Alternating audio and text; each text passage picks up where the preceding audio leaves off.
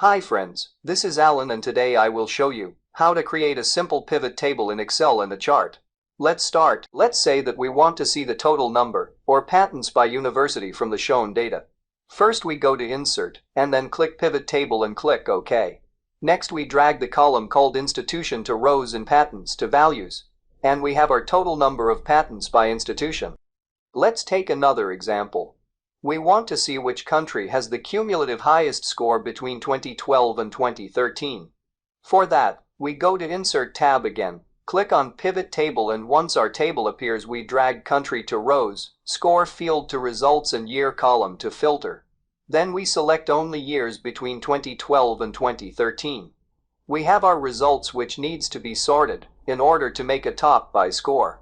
For that, right-click on the numbers from Pivot Table, go to Sort, and then click Sort Largest to Smallest. Our result should be United States of America with the score of 6,631.87. I hope you got the idea of pivot table. Let's create a simple chart based on our last pivot table. Click somewhere inside the pivot table. Then go to Insert tab and click on the bar chart. That's your first chart. If you want to make it more nice and simple, right-click on any fields buttons, and then hide all fields buttons on chart. Then remove the label from the side by pressing Delete on your keyboard. You can adjust as per your needs, like to remove the lines, make it bigger, or add column labels.